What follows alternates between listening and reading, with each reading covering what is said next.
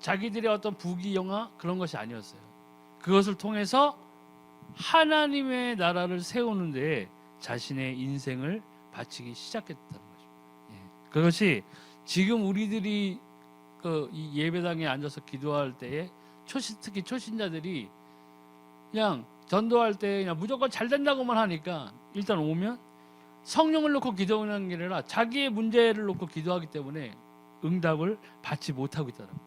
그러니까 사람들이 하다가 중단해버리고 뭐 아무것도 없네 그러고 그냥 가버린다는 얘기죠. 그럼 그 사람들이 한 번이라도 교회에 나왔다가 그렇게 돌아선 사람들은 전도를 해보면은 굉장히 힘들다는 거예요. 나도 나가 봤어요. 그럼 뭐 아무것도 없더만 돈 없으면 교회도 못 다니는데 뭐 이런 식으로밖에는 이 하나님의 예배당에 와서 정작 하나님을 만나지 못하고 하나님의 향기를 느끼지 못하고 자기 자신들이 생각하는 것에 사로잡혀서 하나님을 평가해버린다는 거죠. 굉장히 안타까운 일이에요. 그런데 이 불신자들도 기도하면 응답이 있는가에 대해서 한번 보면 모든 종교는 모두 기도문이나 기도의 행위를 하고 있어요. 심지어 짐승에게 절하며 기도하는데 왜 응답이 오는 겁니까? 돌나무에 절을 하고 공을 드리는데 왜 응답이 옵니까? 종이 그림 사진을 놓고 기도하는데 왜 응답이 오는 겁니까? 상자 손으로 만든 모양 우상 신을 모신 그릇들에게 기도하는데 응답이 나타나는 이유가 무엇일까? 다른 특수한 종교단체의 지도자들에게 권능이 있는 이유는 무엇입니까? 그 해답은 고린도전서 10장 20절과 마태복음 24장 11절에 나타나 있습니다. 고린도전서 10장 20절 대저 이방인의 제사하는 것은 귀신에게 하는 것이요 하나님께 제사하는 것이 아니니 나는 너희가 귀신과 교제하는 자 되기를 원치 아니하노라. 마태복음 24장 11절에 보면 거짓 선지자가 많이 일어나 많은 사람을 미혹하게 하겠습니다. 아멘. 우리의 영적 배후에는 사단이 있다는 거예요. 사단이 능력이 없느냐? 능력이 있어요. 사단이 예수님을 마지막 그 광야에서 40일 금식 기도한 후에 사단에게 3번 시험했을 때 사단이 마지막 3번째 시험이 뭐였어요? 천하 모든 나라의 부귀와 영광을 보여줬어요. 예수님께. 그리고 이것들이 나에게 주어진 바 되었는데 네가 나에게 경배하면 내가 이것들을 너에게 주겠다고 예수님께 시험을 했던 것이죠. 근데 예수님도 하나님의 말씀으로 받았죠. 다만 기록하였을 때 다만 너의 여호와 하나님께만 경배해라. 그리고 시험을 이겼어요. 지금 이 땅에 있는 모든 종교는 우상 종교 이런 것들은 배후에 누가 있느냐? 사단이 있다. 사단이 하나님께 마땅히 드려져야 할 경배를 어떻게 해요? 자기가 뺏어가고 있는 거예요. 그 시발점은 뭐였어요? 하나님이 인간을 창조하셨을 때 사단이 아담과 하와 있을 때 유혹을 했죠. 왜 유혹했겠어요? 자기가 원수처럼 생각하는 하나님의 형상과 닮은 사람을 본 거예요. 그래서 하나님과의 관계를 단절시키기 위해서 사단이 선악과로 유혹하기 시작했죠. 더 깊이 보자면 그때 있었던 에덴 동산의 생명나무의 생명을 취하지 못하게 하고 있었어요.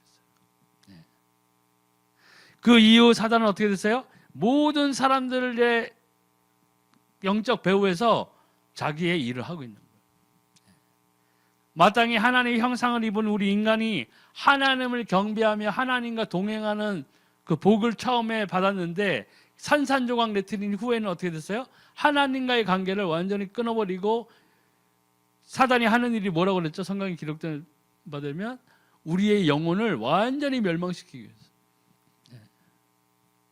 그렇기 때문에 우상, 미신, 종교 이런 것들을 세워서 사람들을 미혹하기 시작한 거예요.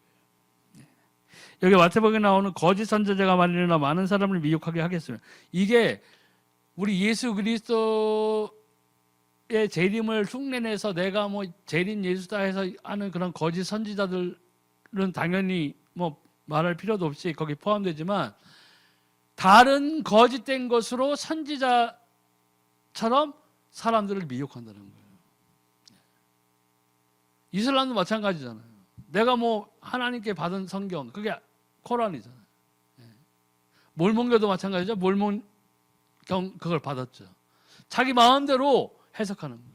그런데 그것을 제공한 자는 영적인 배후에는 사단이 있었다는 거예요. 네. 불신자들은 기도하면 무조건 응답을 받습니다. 좋은 것이든 나쁜 것이든 우선 목적만 이루면 곧 실패합니다. 네. 아무리 다른 우상이나 미신에게 절을 하고 기도를 해서 이 땅에서 형통한다고 좋아할 수는 있지만 그 형통은 이 땅에서 끝나는 형통이에요. 네. 우리 그리스도인들이 정말 우리가 크리스찬이라면은 우리가 이 성경 안에서 여호와와 함께하는 그 구약 시대에서 형통한 자들의 삶, 그 다음에 또 신약 시대에서 성령의 인도를 받는 삶은 우리의 결국 곧 영혼의 구원, 영원한 생명을 향해 달려가고 있는 것이나 마찬가지인 거죠. 완전히 어마어마하게 큰 차이가 있는 거예요. 네. 그래서 뭐 다른 구절에 뭐라고 그랬어요? 성경에 어떻게 되어 있어요? 악인의 형통을 기뻐하지 말라, 부러워하지 말라. 그것은 이 땅에서의 형통일 뿐 우리가 육신의 장막을 벗는 그날에는 예수 그리스도 없는 그 생명은 어떻게 되는 거예요? 영원한 지옥에 떨어지게 돼 있다는 거예요. 네. 근데 불신자들이나 심지어는 믿는다고 하는 사람들이 그런 사람들의 모습을, 형통을 보고 지금 기뻐하고 자기도 그 길을 어떻게든지 따라서 가보려고 하는 사람들이 너무나 많다는 거예요. 광야 시대에서 모세가 시내산에 올라갔을 때에 그때를 못 참고 아론을 겁박해가지고 자, 우리들이 있는 이 금으로 금송아지를 만들어서 우리를 인도할 신을 만들어라. 우상을 만들라고 했죠. 그거와 똑같은 짓을 하고 있는 거예요. 크리스찬이라면서 지금 당장 하나님의 응답이 안 보인다고 점쟁이를 찾아가는 사람도 있어요. 내가 무엇이 풀리지 않는다고 하면서 다른 사람의 의견을 들으러 가는 사람들도 있어요. 다른 종교에 가는 사람들도 있다는 거예요. 아, 얼마나 다 오죽 답답했으면 제가 그렇겠어요 하죠.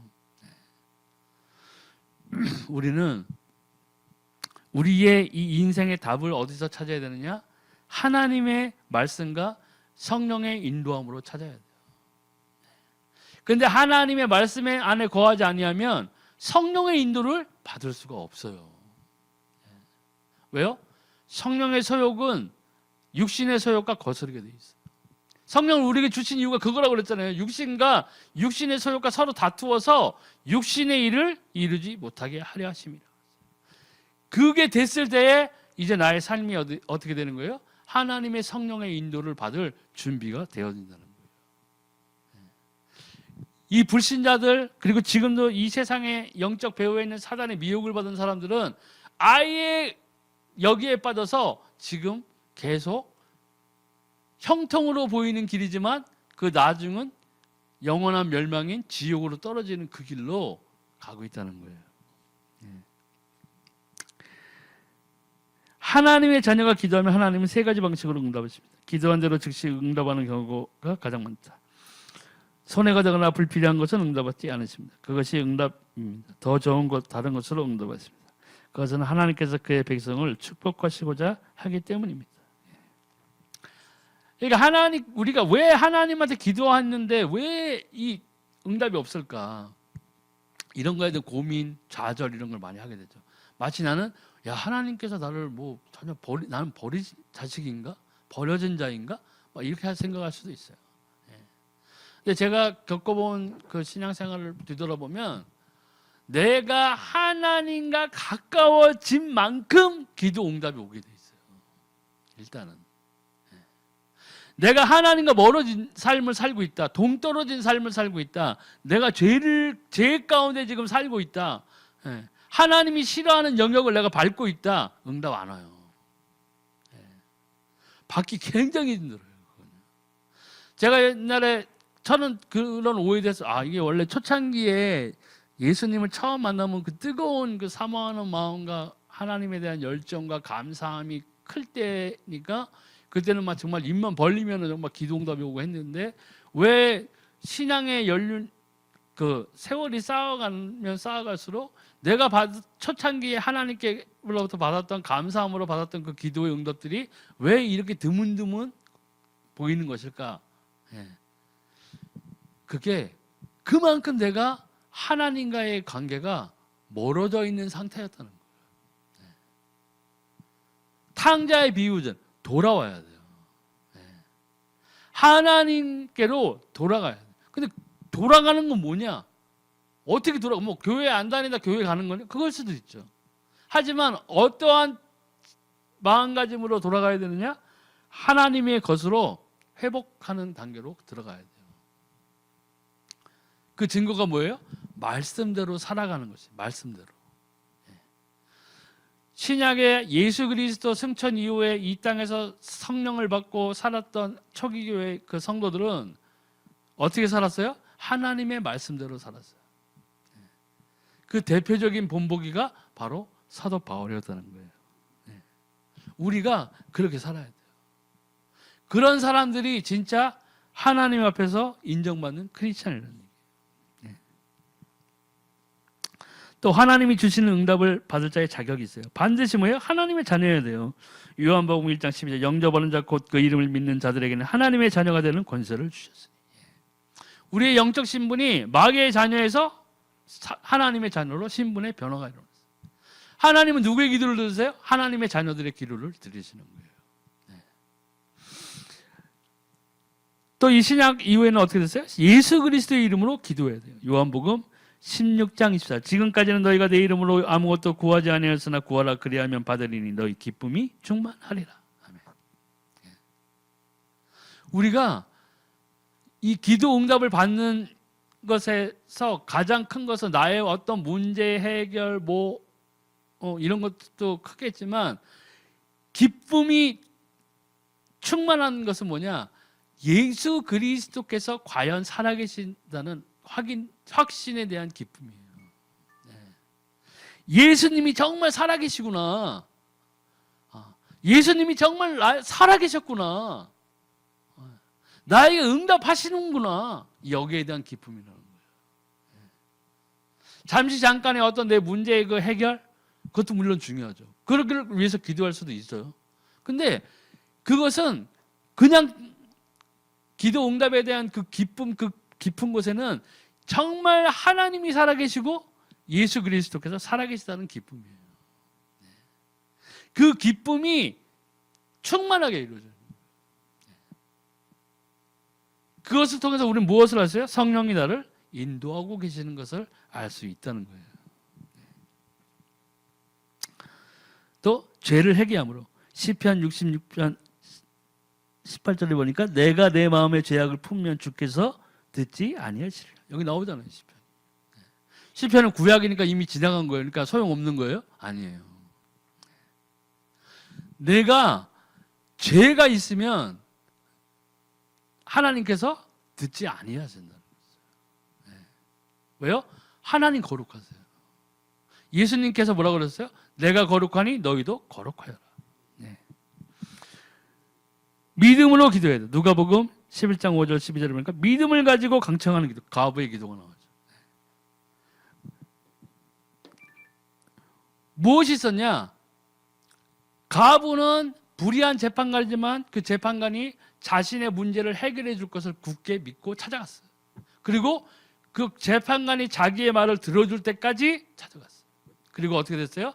그 재판관이 비유해서 이야기지만 내가 하나님도 두렵지 아니하는 사람이지만은 야, 저 여자가 나를 계속 괴롭게 하는구나. 내가 저 여자의 말을 들어주지 않으면 나를 계속 찾아와서 나를 괴롭힐 것 같으니 내가 저 과부의 소원을 들어줘야 되겠다 해서 청을 들어주었다고 나와 있어요.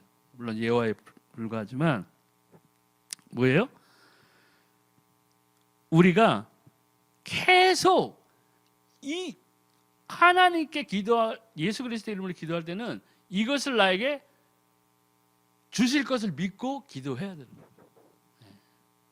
그래서 그런 훈련 중에 하나가 제가 옛날에 그거 했던 게 받았던 것이 하나님의 말씀을 놓고 기도하는 게 가장 좋아요.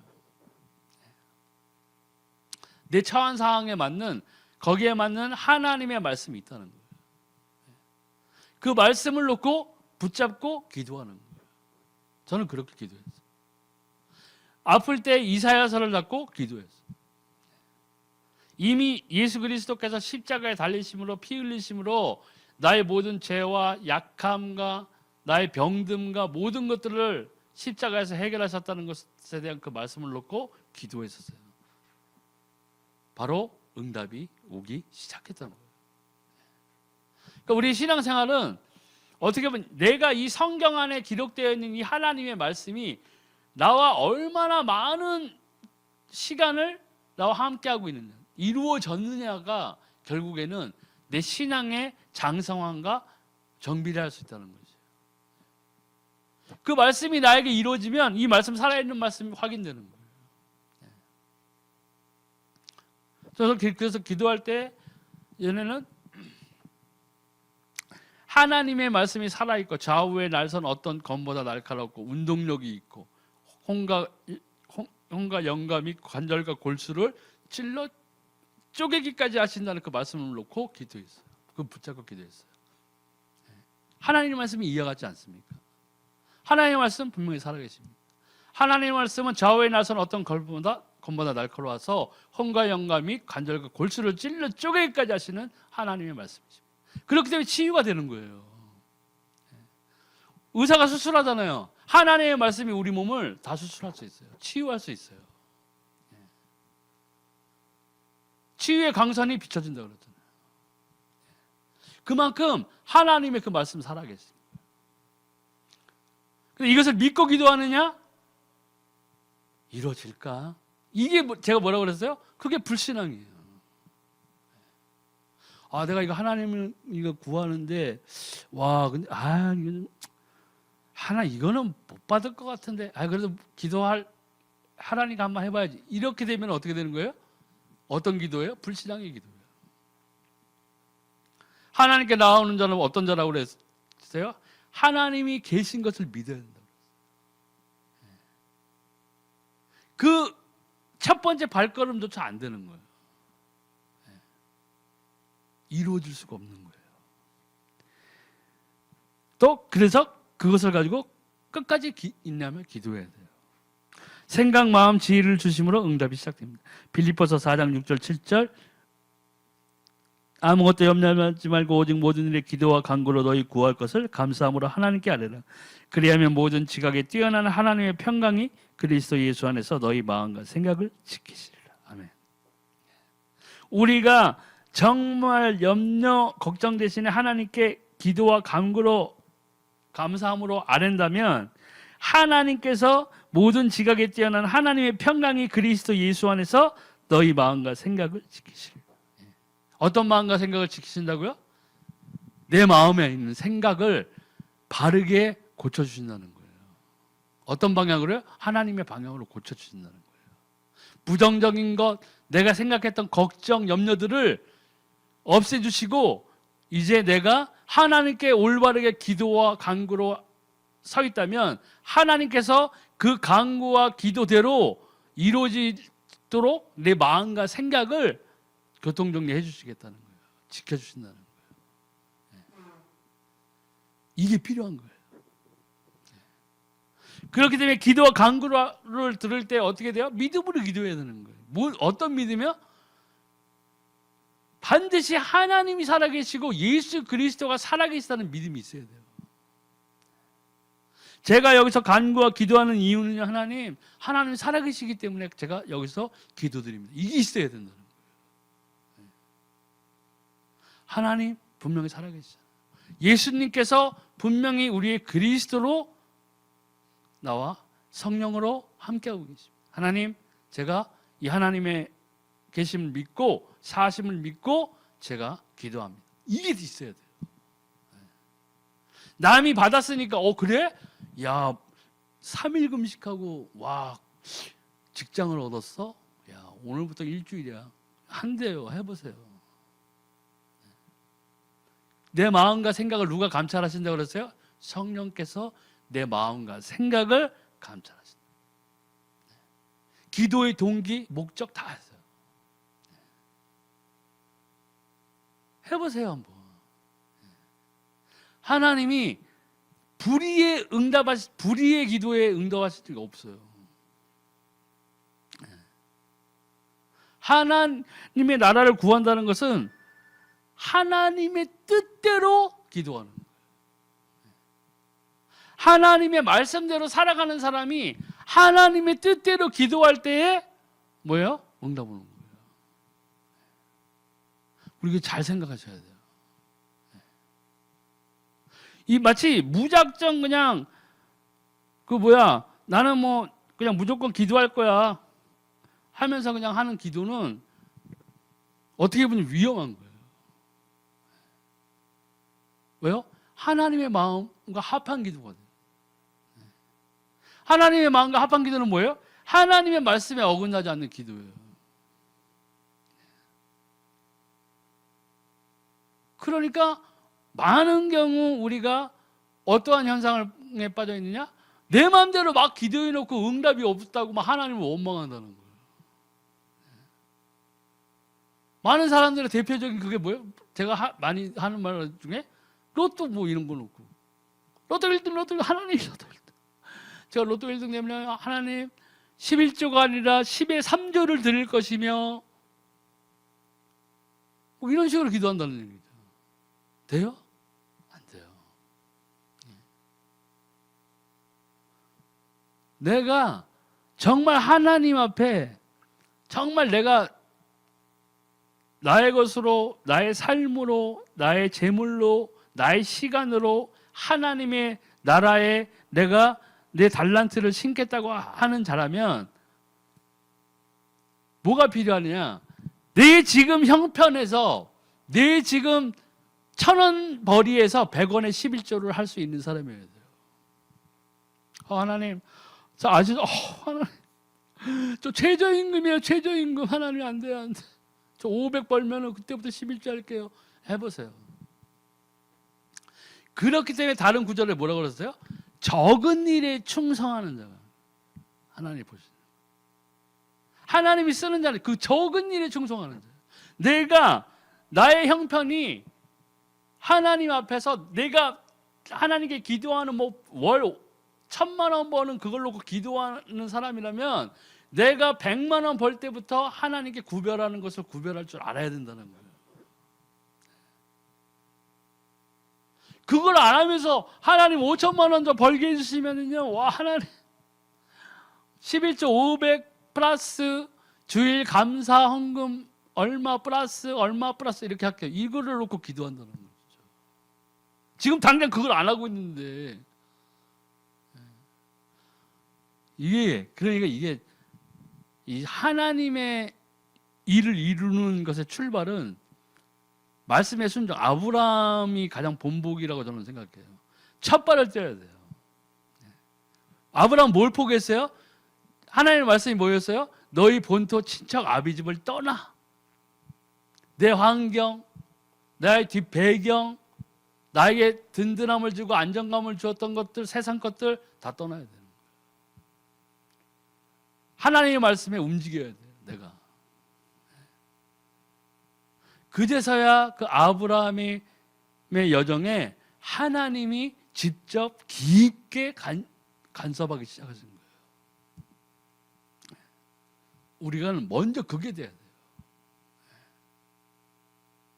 그게 안 되면 어떻게 반대로 말하면 뭐예요? 이게 안 되는 거예요. 더 진전이 되질 않아요. 믿음의 진전이 없는 거예요. 여리고성에서 가만히 앉아 있는 거예요. 하나님 저 높은 성 안 돼 하나님. 쟤들 보세요. 내 환경 보세요. 안 돼요 하나님. 그리고 계속 울면서 기도할 수밖에 없어요. 근데 그 여리고성이 무너져요? 안 무너져요. 우리는 먼저 하나님 앞에 바로 서는 자, 말씀을 믿는 자, 말씀을 지키는 자, 성령의 인도를 받는 자로 서 있어야 돼요. 그게 하나님께서 우리 크리스찬들에게 원하시는 일이에요. 그렇게 된 자만이, 우리 선자만이, 하나님 앞에 선자만이 성령의 인도 충만히 받을 수 있어요. 성령의 충만을 받으라는 뭐예요? 성령이 잔에 넘치도록 계속 있는 상태, 물에 계속, 왜 예수님이 뭐라고 그랬어요? 생수가 너희 배에서 계속 흘러나온다 그랬죠. 그럼 우리 뭐 배에다가 뭐 링게를 맞고 뭐 삼다수 꽂아가지고 뭐 삼다수 계속 이렇게 배꼽으로 다 분출을 시켜야 되는 거예요. 성령의 충만을 받은 자는 결국에는 나의 인생에 하나님의 말씀에 이루어심, 기도의 응답 이런 것들로 내 삶이 충만해지는 거예요. 그때서야 비로소 그 성경에 내 배에서 생수의 강이 흘러넘친다는 게 되는 거예요. 내 속에, 내 인생에 세상 것으로 차 있는 것이 아니라 뭐요? 하나님의 것으로 선자, 하나님의 것을 갈구하는 자, 간구하는 자, 성령의 인도를 따라가는 자 되는 거라고요. 그게 여기 예배당에 주일 성수 50년 했다고 해서 자동적으로 이루어지는 건 아니라는 거예요. 그 좋은 예가 뭐예요? 광야에서 그 이스라엘 민족이 남자의 수만 해도 100만이 넘었을, 아니 그 남자의 수만 있었으니까 뭐 여자와 어린아이 이런 수까지 하면 100만이 훨씬 넘었을 거라고요. 그 사람들이 40년 동안 광야를 막 해집고 막 다녔다네요. 성령의 인도들을, 구름기둥, 불기둥의 인도들을 받던 사람들이에요. 근데 그 중에서 하나님의 뜻대로 행한 사람은 누구였어요? 모세, 갈렙, 여호수. 열두 지파 중에서 정탐꾼으로 갔다가 하나님한테 인정받은 사람 두 사람이었잖아요. 갈렙과 여호수아밖에 없어요. 그들은 하나님의 언약을 믿었죠. 믿음의 약속의 땅으로 가는 거, 가나안으로 가는 것도 믿었어요. 그것을 굳건히 바라봤기에 그 앞에 있던 거인족들, 여리고 그 다음에 각 족속들이 다 자신들의 장애물이 아닌 하나님이 우리에게 주신 것들로 본 거예요. 우리가 능히 저들을 극복하고 하나님의 말씀대로 우리가 약속의 땅으로 갈 것이라는 확실한 믿음으로 바라본 거예요. 그만큼 뭐예요? 하나님이 주신 말씀을 신뢰했어요. 나머지 10지파는 뭐였어요? 세상의 눈으로, 육신의 눈으로 본 거예요. 아, 무슨 소리? 쟤네 포도송이 봐, 포도송이. 이만해, 씨. 갔더니 씨, 완전 거인이고 우리는 완전 메뚜기 같아, 메뚜기. 와, 이거 안 가봤으면 큰일 날 뻔했어, 씨. 다 대질 뻔했어, 우리 여기. 이렇게 되는 거예요. 근데 우리가 우리의 인생을 살아가는데 똑같은 시간을 가지고 똑같이 하나님 앞에서 우리가 시간을 보내고 있는 거예요. 근데 어떠한 사람은 확고한 믿음 하에서 흔들리지 않아야 하는 믿음, 하나님의 말씀의 성취, 기도의 응답 가운데서 성령 충만한 삶을 살아가는 사람이 있는 반면에 어떠한 경우에는 같이 교회 여기 나와서 우리가 예배를 드리고 있고 하지만은 불신앙, 불평, 갈등 이런 것들로 내 삶을 채우고 있는 거예요. 내 신앙생활을 하나님 앞에 보여주는 증거가 없는 거예요. 근데 거기서 그냥 계속 그렇게 살아야 돼요? 아니요. 말씀대로. 그래서 말씀을 주의하라고 그랬어요. 너희가 말씀에 주의해라. 이 하나님이 성경에 우리에게 주신 이 말씀은 그냥 허투루 그냥 한번 듣고 이해 안 하려는 거예요. 우리가 말씀을 따라가는 삶을 살기 시작할 때 내가 하나님의 말씀대로 살아가는 것을 누가 인도해 주는 거예요? 성령께서 인도해 주는 거예요. 그게 크리스찬의 삶이에요. 또 하나님의 전에는 기도할 때 주의할 것이면 내 뜻대로 되기가 아니라 하나님의 온전하신 뜻대로, 나의 계획대로가 아닌 하나님의 크신 계획대로, 나의 환경을 아닌 하나님의 숨은 계획을, 원수 갚는 마음이 아닌 용서하는 마음, 하나님의 뜻에 순종하려는 마음으로 해야 돼요. 근데 이 마음뿐만 아니라 뭐예요? 우리가 행동으로 그것을 하나님께 인정받아야 돼요. 여러분, 마음으로 품은 뜻이 있죠. 마음으로 품은 뜻은요, 하나님 앞에서 인정을 받겠어요? 안 받겠어요? 인정 안 받아요. 마음으로만 단순히 품은 뜻은. 아까 나온 구절에 뭐라고 했어요? 너희가 마음으로 믿어 의에 이르고 입술로 시인하여 구원에 이르는. 잘 생각하셔야 돼요.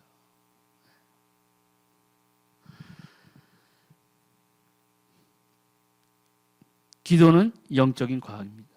기도하면 성령이 역사하십니다. 누가복음 11장 13절에 너희가 악할지라도 좋은 것을 자식에게 줄 알거든 하물며 너희 천부께서 구하는 자에게 성령을 주시지 않겠느냐 하십니다. 아멘. 그러니까 우리가 예수 그리스도를 처음 믿었다면, 여기 교회에 처음 나왔고 예배당에 처음 나왔고 예수님을 잘 모르겠다면 어떻게 기도해야 돼요? 하나님 만나게 해달라고 기도해요. 제가 그랬어요.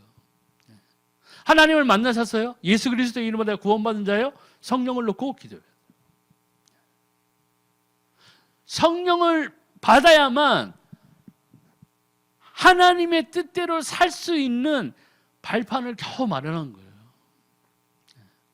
구원의 투구 쓴 거예요, 이제. 그럼 구원의 투구만 쓰면 다행인 거예요? 그리스도의 군사가 되려면 뭐라고 그랬어요? 믿음의 방패가 있어야 돼요. 굳건한 믿음의 방패가 있어야 돼요. 원수의 화전을 막아낼 수 있어야 돼요. 내 생각이 나를 범죄함으로 이끌려 할 때에 나의 환경이 더 좋은 길로 보이는 악의 길을 보여주면서 이 길로 가게를 나에게 유혹하고 있다면 내가 그것을 이길 수 있는 하나님의 말씀으로 무장해야 돼요. 성령의 검을 들어야 돼요. 말씀대로 따라가다 살면 뭐가 생기는 거예요? 의의 흉배가 생긴다고. 이 가슴을 보호할 수 있는 흉배. 그건 뭐예요? 그건 하나님의 말씀을 따라 살아가는 거룩한 삶이에요. 그리고 뭐예요? 복음의 평안한 신을 신고 나아가야 돼요. 이게 진짜 크리스찬. 하나님이 원하시는 크리스찬. 그 삶으로 우리가 성장해 나가요. 근데 우리는 거의 지금 많은 경우에 구원의 투구 하나만 달랑 쓰고 전쟁터 나가 있는 거예요. 그러니까 맨날 깨지는 거예요. 그냥. 승리를 맛볼 수 없어요. 성령의 역사면 반드시 악령의 세력들은 결박당하게 되어 있습니다. 마태복음 12장 28절 29절을 보니까 그러나 내가 하나님의 성령을 힘입어 귀신을 쫓아내는 것이면 하나님의 나라가 이미 너에게 임하였느니라. 사람이 먼저 강한 자를 결박하지 않고야 어떻게 그 강한 자의 집에 들어가 그 세간을 늑탈하겠느냐. 결박한 후에야 그 집을 늑탈하리라. 예수님께서 십자가에서 피 흘리시고 우리를 위하여 죄값을 치르신 이유 중에 하나는 그리스도의 직분 중에 하나는 뭐예요? 마귀의 일을 멸하려 하라고 하신 거예요. 마귀에게 붙잡혔던 우리들을 구해 주시기 위해서 마귀를 박살내러 오신 그 일을 멸하러 오신 거예요. 마귀의 일을 멸하는 것이 뭐예요? 하나님의 나라가 이 땅에 임하는 거예요. 구원받는 자의 수가 날마다 더해가는 거였다고요. 바울 사도나 사도들이 선포했을 때, 예수가 그리스도라는 것을 선포했을 때 어떻게 됐어요? 말씀이 흥황하여 말씀이 세력을 얻어 그날 구원받는 자 제자의 수가 몇 천이나 더해가더라. 그게 신약이에요. 우리의 삶이 그것을 맛봐야 돼요. 과연 정말 하나님 살아계시구나. 와, 정말 예수가 그리스도 되셨구나. 내가 옛날에 이 우상에게 절하고 집 냉장고에 부적 없으면 물 한 잔도 못 꺼내 마셨는데 발발발 떨면서 내가 그걸 먹었는데, 와, 내가 여기서 완전히 해방되었구나. 하나님 감사합니다. 이게 돼요. 하나님 살아계심에 감사가 있어야 돼요. 성령이 역사하시면 하나님의 능력이 천사들이 동원되어 주의 일을 또 하게 됩니다. 히브리서 1장 14절 모든 천사들을 부리는 영으로서 구원 얻을 후사들을 위하여 섬기라고 보내심이 아니뇨. 그러니까 천사가 뭐예요? 경배의 대상이 아니라고 말했던 거예요. 천사는 경배의 대상이 아니에요. 천사는 하나님의 일을 이 땅에서 이루게 하려는 메신저예요. 일꾼이라고요. 우리를 돕기 위해 천사가 존재하는 거예요. 요한계시록 8장 3절 5절 보니까 또 다른 천사가 와서 제단 곁에 서서 금향로를 가지고 많은 향을 받았으니 이는 모든 성도의 기도들과 합하여 보좌 앞 금단에 드리고자 함이라. 향연이 성도의 기도와 함께 천사의 손으로부터 하나님 앞으로 올라가는지라. 천사가 향로를 가지고 단 위에 불을 담아다가 땅에 쏟음에 내성과 음성과 번개와 지진이 나더라. 우리의 기도가 지금도 이 천사들이 하나님의 보좌 앞으로 가지고 올라가고 있다는 거예요. 그렇기 때문에 하늘의 천국에 뭐가 있어요? 하나님 보좌 그 앞에 마지막 요한계시록에 생명책이 있고 행위록이 있다. 모든 불신자의 행위 다 적혀 있어요. 모든 크리스찬의 행위 다 적혀 있어요. 진정한 크리스찬의 행위는 뭐예요? 상 받기 위해서 존재하는 거예요. 그리고 뭐예요? 불신자의 모든 행위는 벌 받기 위해서 적혀 있는 거예요. 생명책에 능명되지 않은 뭐예요? 다 지옥에 떨어지게 돼 있어요. 하나님의 말씀은 명확하게 우리에게 나타나고 있는 거예요. 또 다니엘 보니까 10장 10절에서 20절 바사국군이 나오죠. 다니엘이 기도한 그때 첫날에 이미 하늘의 하나님께서 응답을 보내시기 위해서 천사를 보내는데 바사국 군대가 영적으로 그 바사국의 공정권세 잡은 영적인 군대 그 마귀들이 그 천사를 가로막았어요. 그래서 미가엘이 와가지고 뚫어가지고 왔잖아요. 그리고 직접 다니엘에게 나타나서 얘기해 줬잖아요. 은총을 크게 입은 자여 너 다니엘아. 자세하게 설명해. 야, 너가 기도한 그 첫날에 하나님께서 응답을 보내주셨어. 그런데 이 영적인 바사국 하늘을 공중권세 잡은 사단이 그 악의 약한 영들이 가로막기로 하나님이 군대회장 미가엘을 보내서 그걸 뚫고 지금 내가 너의 기도를 가지고 온 거야. 그게 뭐예요? 은총을 크게 받은 자의 모습이었어요. 보여달라고 한 게 아니잖아요. 다니 굶어가면서 금식하면서 천사가 나 답장하는 것을 꼭 보여서 이렇게 기도한 게 아니었다는 거예요. 하지만 하나님의 뜻대로 살기로 작정했던 다니엘은 그의 행위가 하나님 앞에서 완전한 자였다는 거예요. 그때뿐만 아니라 하나님을 저버리지 않았어요. 자기의 생활이나 자기의 삶 속에서 하나님을 인정하며 살았다는 거예요. 그 가장 큰 증거가 나중에 나오죠. 왕에게 다른 사람들이 참소했잖아요. 자, 지금부터 며칠 동안은 왕의 다른 우상이나 신들이나 모든 것에 경배하지 말게, 제사나 이런 거 절도 하지 말게 해주세요. 왕의 위대함을 인정받기 위해서 진짜 왕에게만 절하게 했었어요. 그러니까 왕이 그 허락을 했죠. 그날 다니엘이 하는 행동이 뭐였어요? 똑같이 이스라엘을 향해서 집의 창문을 다 열어놓고 숨은 게 아니라, 와, 오늘은 야 큰일 났네. 그 다니엘이 다 알았잖아요. 그 조서를 봤단 말이에요. 근데 똑같이 하나님께 기도했어요. 근데 그 기도용이 뭐라고 되어 있다고 나와 있었어요? 감사함으로 하나님께 기도해요. 그 감사함이 뭐겠어요? 와, 하나님 오늘 조서 보니까요, 와, 하나님 드라마틱한 게 제가 생각났어요. 제가 이거를 분명히 하나님께 기도를 하면요, 이것들이 참사할 텐데요, 좀 드라마틱하게 땅에 굴을 파서 거기에 사자를 넣어놓고 저를 던져서 사자가 저를 안 물게 하고, 그 며칠 하루 지나면은 저를 참사한 놈들이 올 테니까 그 놈들이 대신 사자에게 잡아먹히는 아주 좋은 시나리오가 있습니다. 하나님 이렇게 해주세요. 했어요? 자기가 저를 하나님께 기도했을 때에 내 삶이 어떻게 되는지는 그거는 생각하지 않았고, 다니엘은 먼저 뭘 했어요? 하나님께 감사했다는 거예요. 무엇을 감사했을까요? 하나님의 계심으로. 내가 여기에서 지금 이 자리에 설 때까지 그 많은 역경과 고난 가운데서 나와 함께 하신 하나님 감사드립니다 했을 거예요. 저는 하나님이 아니면 여기에 설 수 없는 자였어요. 저의 인생에서 하나님이 없는 것을 상상을 할 수가 없었어요. 하나님 정말 감사합니다. 이렇게 됐다는 거예요. 근데 우리는 어때요?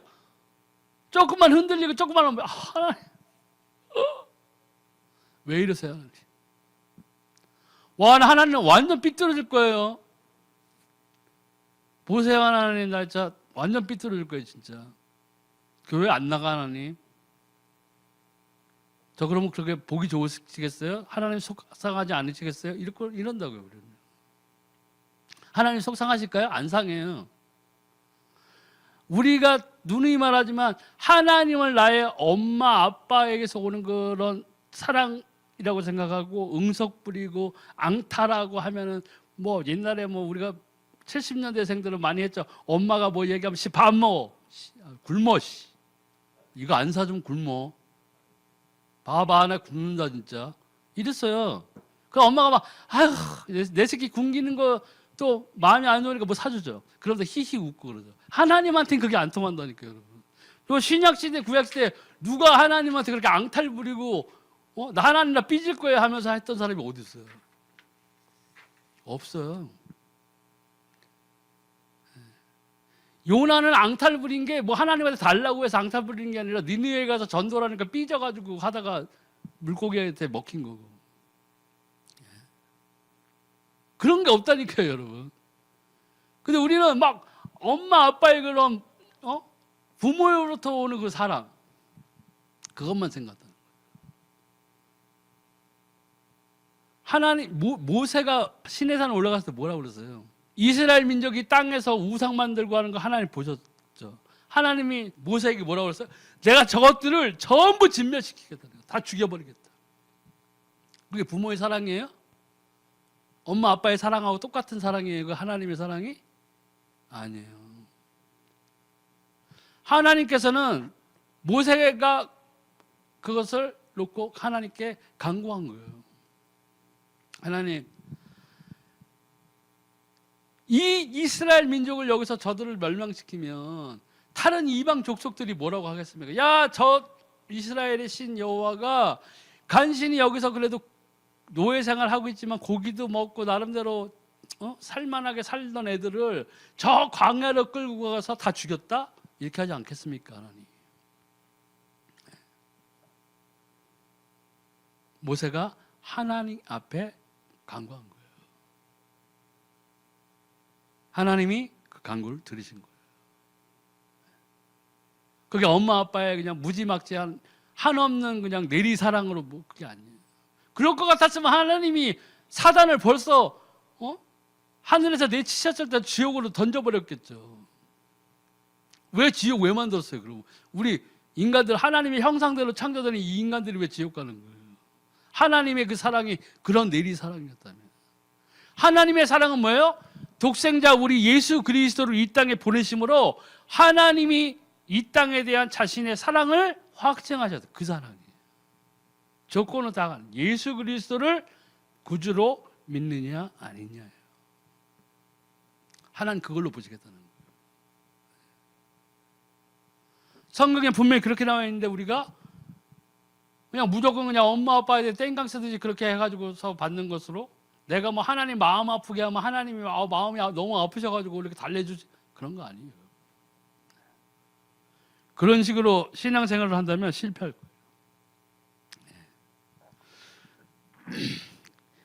그때부터 우리의 주위의 환경이 변하기 시작합니다. 에스더 4장 12절. 이때에 내가 만일 잠잠하여 말이 없으면 유다인은 다른 데로 말미암아 노인과 구원을 얻으려니와 너와 내 아비 집을 멸망하리라. 내가 왕후의 위를 얻은 것이 이때를 위함이 아닌지 누가 아느냐. 이스라엘 민족의 위기에서 에스더 그 왕후에게 찾아가서 얘기한 거였어요.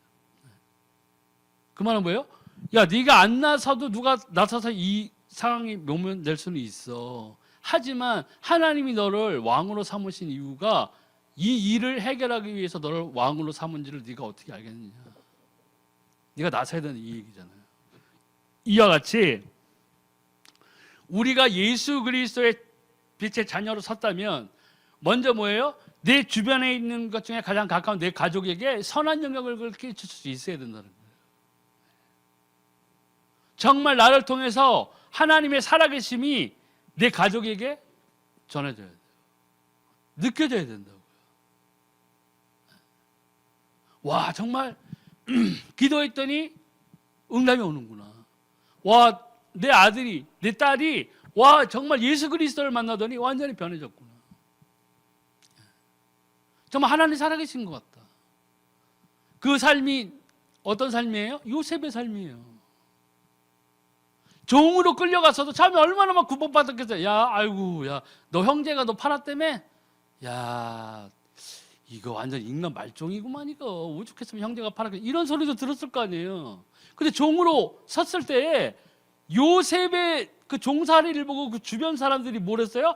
하나님이 너와 함께 하시는 거야. 너의 삶이 형통한 삶이구나.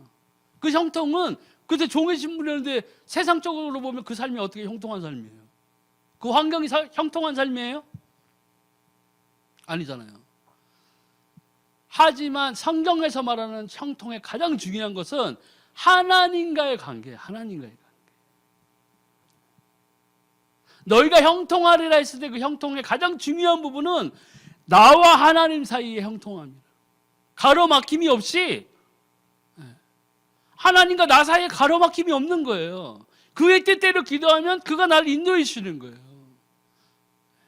내가 가장 낮은 자리에 있건, 내가 어느 반지하에 살건, 내가 우리 회사에서 가장 직급이 낮은 자리에 앉아 있건 상관없어요. 중요한 게 뭐예요? 하나님이 나와 함께 하신다는 거예요. 우리가 그걸 잊어버리고 사는 거예요. 그래서 개독교 소리 듣는 거예요, 우리가. 사람들이 나의 삶을 바라보고 교회 다니는 삶의 사람들의 그 삶을 보니까 세상 사람보다 더 악하고 독하고 돈에 욕심 많고 때리고 구박하고 그렇다는 거예요. 근데 그 요셉의 삶을 바라봤던 그 종살이하던 그 다른 종들이 뭘 봤어요? 와, 하나님이 너와 함께 하시는 거야. 너와 함께 하시는구나, 하나님이. 너와 함께 하심으로 네가 형통한 자구나. 요셉의 삶이 형통했구나. 이게 돼야 되는 거예요. 진짜 중요한 거.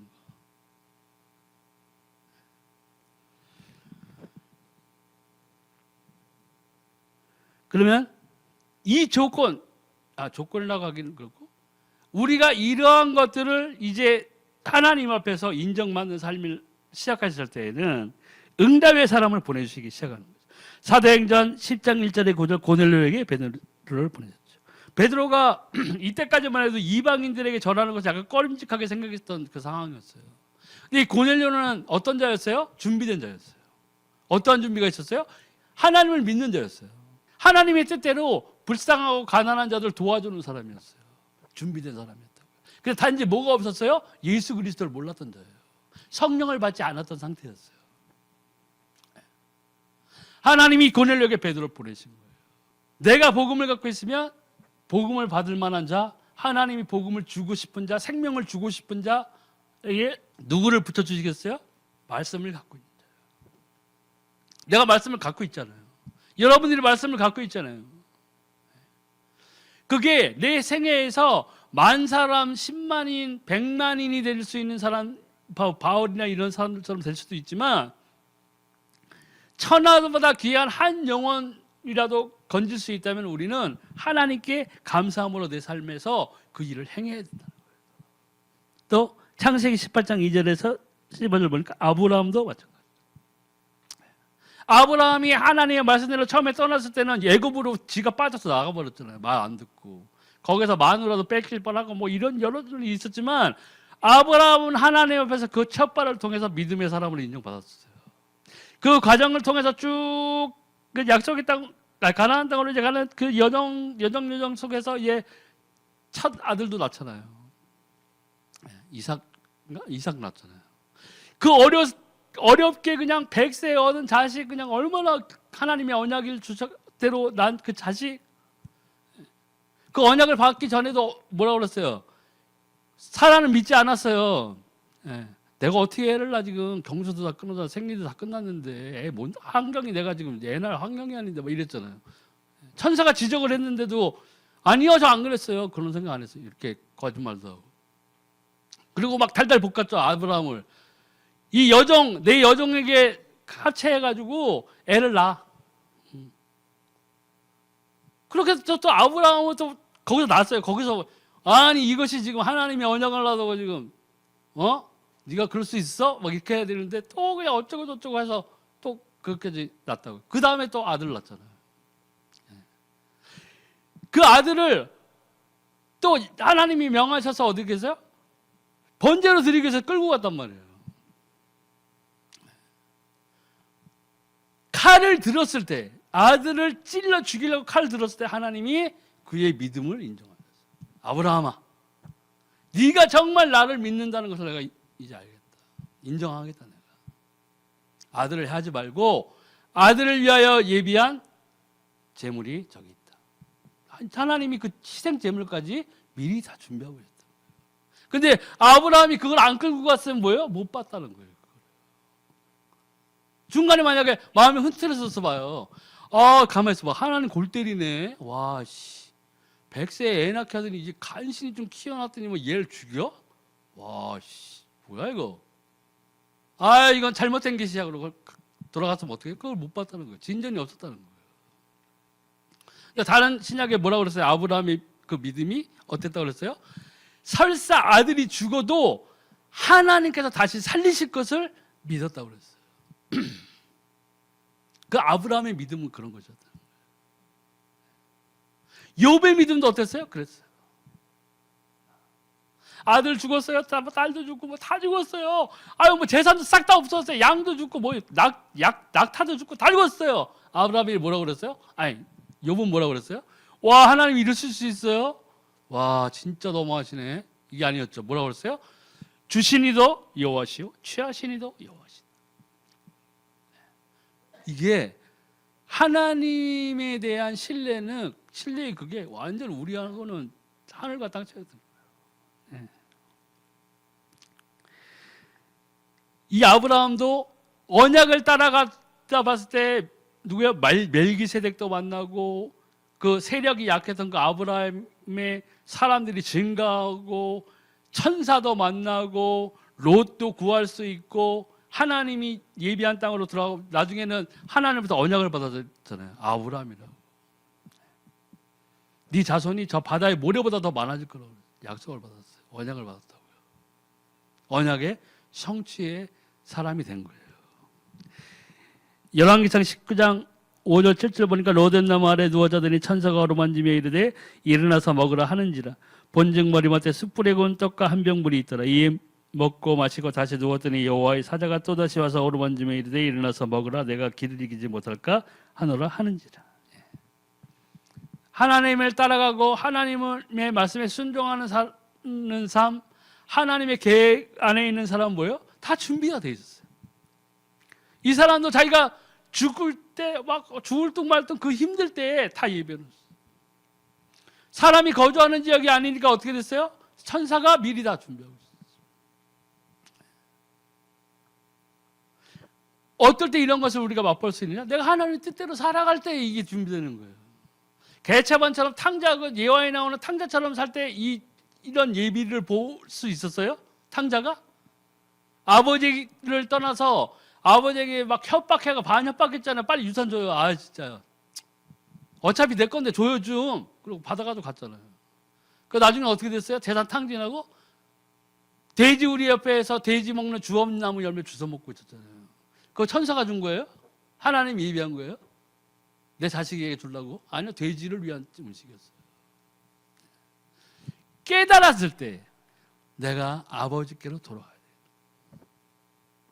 아버지께 돌아왔죠. 예화지만 뭐래요? 아버지가 나와서 이렇게 보는데 아버지와 아들의 거리가 서로 간의 거리가 멀었다고 그랬어요. 멀찌감치 오는 아들을 보고 있었다는 거예요. 아버지가 어땠어요? 달려라. 마중했어요. 돌아가야 돼요.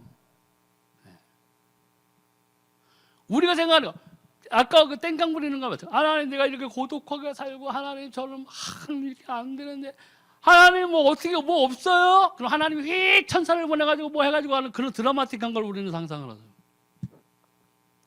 거의 힘들다는 거예요. 천사가 찾아오는 경우도 뭐예요? 하나님과 함께하는 자. 하나님의 계획 안에 있는 자. 롯도 소돔과 고모라에서 건져진 이유가 그거예요. 그나마 거기 동산에 막 만연하고 했던 그 아주 하나님으로부터 이거는 멸망받아야 될 짓을 하고 있는 그 가운데에서도 롯 하나 그나마 그 자식들하고 그 딸 고거하고는 하나님이 구하기로 작정하신 거예요. 아브라함도 있었지만 아브라함의 조카였지만 그러니까 아브라함이 애타게 예언했잖아요. 3번인가 물어봤잖아요. 전사에게. 의인이 뭐 10명이라도 있으면 자손을 구했어요.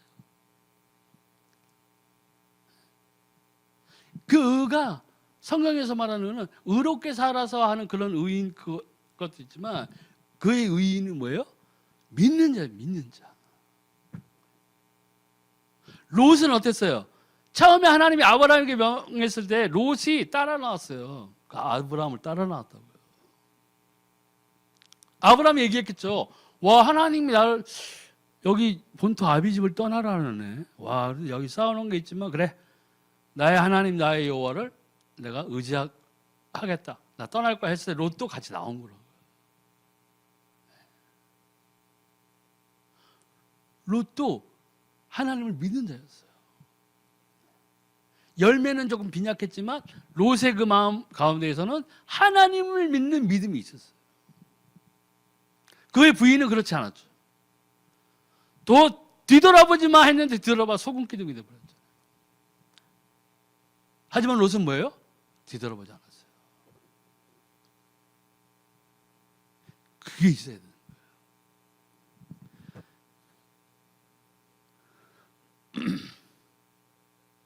또 열왕기하 6장 13절 17절 보니까 왕이 가로되 너희는 가서 엘리사가 어디 있나 보라 내가 보내어 잡으리라. 혹이 왕에게 고하여 가로되 엘리사가 도단에 있나이다. 왕이 이에 말과 병과 많은 군사를 보내매 저희가 방에 가서 그 성을 에워쌌더라. 하나님의 사람의 수종드는 자가 일찍 일어나서 나가보니 군사와 말과 병거가 성을 에워쌌는지라. 그 사안이 엘리사에게 고하되 내 주여 우리가 어찌하리이까. 대답하되 두려워하지 말라. 우리가 함께한 자가 저와 함께한 자보다 많으리라 하고 기도하여 가로되 여호와여 원컨대 저의 눈을 열어서 보게 하옵소서 하니 여호와께서 그 사안의 눈을 여심에 적어보니 불말과 불병거가 산에 가득하여 엘리사를 둘렀더라. 하나님과 함께하는 사람, 하나님과 함께하는 사람, 하나님의 마음이 합한 사람. 어떤 환경이었어요? 눈에 보이는 것은 사방에 우겨싸임을 당했지만 영적인 배경을 보니까 불말과 불병과 천사의 군대가 그들을 지키고 있었다는 거예요. 네. 환경이 하나님과 함께하는 동행하는 환경이었다는 거예요. 그러니까 엘리사는 두려워하지 않았어요. 설령 여기서 내가 죽어도 엘리사의 마음은 그랬을 거예요. 내가 여기서 죽어도 나는 하나님의 나라에 가. 난 영원히 하나님과 함께 있을 거야. 그 증거로 하나님의 군대가 나를 에워싸고 있어. 두려워할 게 없다. 그 믿음이 있었다는 거예요. 우리 크리스찬들이 진짜 받아야 되고 누려야 될 것은 환경에 대한 그 안정감은 이런 것들. 내가 오늘 예수 그리스도를 증거하다 죽어도 돌 맞아 죽어도 하나님 나와 함께 했어. 스데반은 어떻게 됐어요? 그 돌 맞는 순간에 하늘 문이 열리는 걸 봤어요. 보호자에 뭐라고 그랬어요? 와, 보호자에 인자가 서 계시.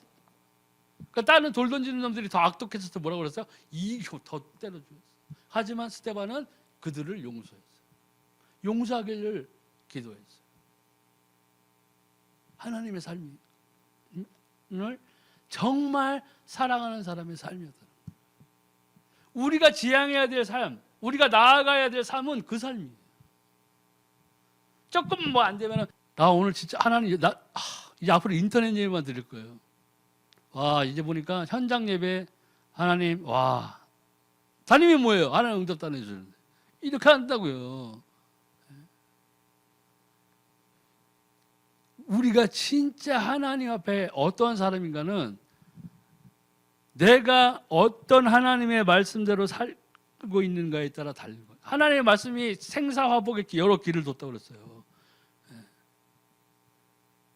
우리가 화의 길로 달려가고 있을 수도 있어요.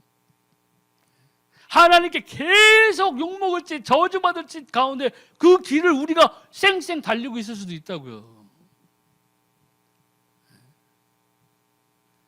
거기서 빠져나와야 돼요. 돌이켜야 되는 거예요. 그래서 어디로요? 하나님이 기뻐하신, 하나님의 말씀이 성취되는 거. 약속의 땅. 성령의 인도를 받는 거. 그 삶을 우리가 누려야 된다는 거예요. 그 삶을 누릴 때 하나님은 모든 환경을 다 예비해 놓고 모든 사람을 다 예비해 놓았어요. 그 예비되는 그 끝이 어디예요? 천국이에요. 천국. 예수님 말씀하셨잖아요. 내 아버지의 나라에 거할 처소가 많아. 정원제가 아니야. 그리고 내가 이 처소가 다 마련되면 너희에게 올 거야. 그게 마지막 약속, 재림의 약속. 그 약속만으로 기뻐해야 돼요. 예수님 다시 보는데 우리 한 번도 못 봤잖아요. 꿈속에 벌써 본 사람도 있지만, 나도 꿈속에서는 예수님 봤지만 진짜 하나님의 나라에서 우리 볼 수 있다니까요. 우리의 창조주 여호와 하나님 볼 수 있어요. 그의 거룩한 천사 볼 수 있어요.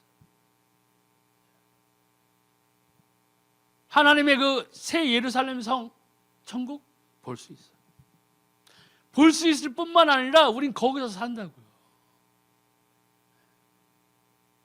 그래서 우리는 이 땅에서 하나님을 기쁘시게 하는 삶을 살아야 되는 거예요. 왜요? 우리의 소망이 이 땅에 있는 것이 아니고 우리의 소망은 하늘로. 여기서 남보다 덜 먹고 덜 잘 살 수 있어요. 그래도 내가 하나님과 함께. 그게 하나님이 원하는 이 성경이 말하는 형통. 그가 진짜 형통한 자예요. 하나님과 함께하는 자가. 성령의 충만을 받은 자예요. 성령의 인도를 충만하게 받는 자예요. 기도의 응답 받는 자예요. 하나님을 진짜 사랑하는 자예요. 그게 크리스찬이에요. 그게 성경에서 말하는 크리스찬이에요. 열왕기상 20장 1절 10절 보니까 히스기야가 병들어 죽게 됐을 때 아모스의 아들 선지자 이사야를 통해서 또 말씀하셨어요. 그 다음에 또 히스기야를 뭐라고 했어요? 자기의 생명을 연장해달라고 하나님께 간절히 기도했어요. 그 하나님 10년인가? 그 생명을 연장해 주셨어요. 히스기야가 그렇게 좌절했을 때 옆에 누구 있었어요? 하나님의 사람이 있었다는 거예요. 그리고 하나님의 사람이 제대로 얘기해 줬을 때에 히스기야가 거기서 막 히스테리 부리고 그랬어요? 아주 말이 되는 소리를 하세요. 막 이랬어요? 아니요. 그는 그 해결책을 누구에게서 찾았어요? 하나님 앞에서 기도로 찾았다는 거예요. 그럼 히스기야가 하나님이 그의 기도를 안 들으셔서 10년의 뭐 수명을 연장을 안 해줬으면 히스기야가 원망을 했을까요? 아니요. 그런 원망을 가지고 있었을 그런 사람이었다면 하나님이 애초에 그 기도에 응답을 안 하셨다는 거예요. 그 기도에 합당한 응답을 받을 그릇을 히스기야는 만들고 있었어요. 하나님 앞에서. 무엇으로요? 말씀에 순종함으로. 하나님의 살아계심을 감사함으로 그의 삶이 하나님 앞에 인정받았다는 거예요. 그런 사람에게 하나님은 환경과 환경을 열어주시고 마땅히 답을 가지고 올 수 있는 응답의 사람을 또 보내주셨던 거예요. 그래서 사도행전 1장 10절 11절 보니까 올라가실 때에 제자들이 자세히 하늘을 쳐다보고 있는데 흰옷 입은 두 사람이 저희 곁에 서서 가로되 갈릴리 사람들아 어찌하여 서서 하늘을 쳐다보느냐 너희 가운데 하늘로 올리우신 이 예수는 하늘로 가심을 본 그대로 오시리라 하였느니라. 제자들이 미련을 가졌죠. 와, 어떻게 부활하신 예수님 좀 더 오래 우리와 같이 있지. 아유, 어떻게 올라가시면 언제 오시려고 할 때에 천사들이 뭘 깨우쳐줬어요? 다시 오실 거란 걸 깨우쳤어요. 예수님께서 분명히 다시 오신다고 그랬거든요. 대신에 내가 너에게 성령을 아버지께 구해서 성령을 보낼 텐데 이 세상 끝날까지 너희와 함께 하실 거야. 그리고 나는 승천하기 때 말씀하셨죠? 승천하기 전인가? 내가 다시 올 거야. 아버지의 나라의 처소가 마련하러 가는데 처소가 다 갖춰지면 내가 다시 이 땅에 올 거야. 약속하셨다는 거예요. 그래서 천사가 깨우쳐 준 거. 다시 오실 거야. 그러니까 제자들이 어떻게 했어요? 그걸 듣고 성령을 받기 위해서 마가 다락방에 모여서 기도했다는 거예요. 언제까지? 오순절날이 이름에 나오죠. 성령이 오시기로 작정한 날이 있었다는 거예요. 거기에 한 명이 있어서도 성령이 오셨다는 거예요. 120명이 있어서 성령이 그 숫자를 채우러 오신 게 아니라 하나님의 계획에서는 그들이 기도할 때에 성령을 주시기로 작정한 대로 기도를 계속했을 때 하나님은 응답을 주시기로 이미 작정한 날이 있었다는 거예요. 응답의 때가 있었다는 거예요. 그때 그들은 그 약속대로 모여있던 자들이었어요. 그들이 뭐예요? 처음에 성령을 받았다는 거예요. 그러니까 우리가 기도하고 하나님께 응답을 구하는 자라면 우리가 그 기도의 때를 계속 갖춰줘야 돼요. 그래서 정시 기도가 필요했던 거예요. 시간을 정해놓고 하는 기도가 필요했던 거고, 무시로 기도하는 시간이 필요했던 거고, 작정해서 하는 기도가 필요했었고, 같이 모여 기도하는 기도가 필요했었다는, 중보의 기도가 필요했었다는 거예요. 한번 기도하고 응답 올 때까지 기도 안 하고 뭐 계속 딴짓하고 있다? 못 받는 거예요. 왜요? 내가 받을 준비가 안 돼 있는 거예요. 하나님이 주시기를 작정해서 사인이 결제가 만약에 하늘에서 떨어져서 천사가 오려고 했는데 난 딴짓하고 있어. 그 기도는 벌써 까먹었어. 불신앙으로 응답 올 것을 생각 안 하고 있어. 어떻게 바뀌었어요? 하나님은 하나님을 따르는 자, 하나님을 사랑하는 자, 예수 그리스도의 이름으로 정확히 말씀을 놓고 기도하는 자, 그리고 내가 하나님이 원하는 삶, 거룩한 삶으로 무장되어 있는 자에게 모든 환경, 모든 사람을, 예비된 사람을 붙여준다는 거예요. 그게 됐을 때 그걸 바라볼 수 있어요. 또 사도행전 5장 19절 20절 보니까 주의 사자가 밤에 옥문을 열고 끌어내어 가로되 가서 성전에 서서 이 생명의 말씀을 다 백성에게 말하라 하며, 준비됐을 때 하나님의 일 가운데에서 하다가 감옥에 억울하게 갇혔을 때에도 이들이 아직까지도 사람들에게, 백성들에게 가서 하나님의 말씀을 전해야 할 사명이 있었기 때문에 주의 사자가 가서 밤에 옥문을 열어준 거예요. 기도했을 때예요. 또 사도행전 12장 1절에 10절 천사를 보내 또 베드로를 보였죠. 그때 베드로가 갇혔을 때 다른 사람들이 모여 기도하고 있었어요. 베드로를 위해서 기도하고 있었다고요. 응답이 오므로 베드로가 그 문을 모인 곳에 왔을 때 뭐예요? 그 모였던 사람 중에 한 명이 그랬죠. 와, 이거 뭐야? 베드로가 왔는데. 그랬더니 또 다른 사람이 물어봤어요. 야, 네가 베드로의 영혼을 봤나 보다. 걔가 어떻게 오니 여기? 이렇게 말했어요. 중보 기도하는 그 사람들 가운데서 그 응답 자체를 믿지 못하고 있는 사람도 있었다는 거예요. 기도하면서도 그런 사람들이 있었다는 거예요.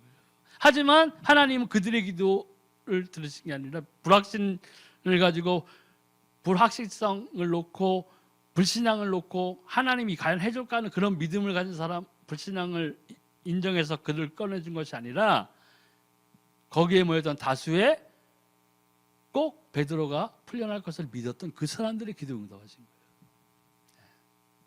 그리고 베드로 풀으신 이유가 뭐예요? 잘나서요? 아니요.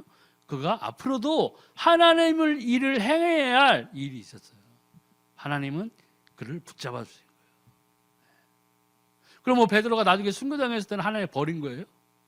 와, 허리를 뭐 잘려나 뭐, 아니 십자가에 거꾸로 달려 죽었다. 그럼 뭐 그때는 하나님이 버리신 거예요? 아니에요.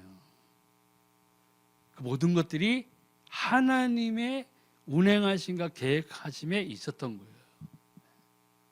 그러니까 그의 형통, 아까 그 요셉의 형통한 건 마찬가지. 베드로의 형통 또한 뭐예요? 하나님과까지 했던 거예요. 하나님과.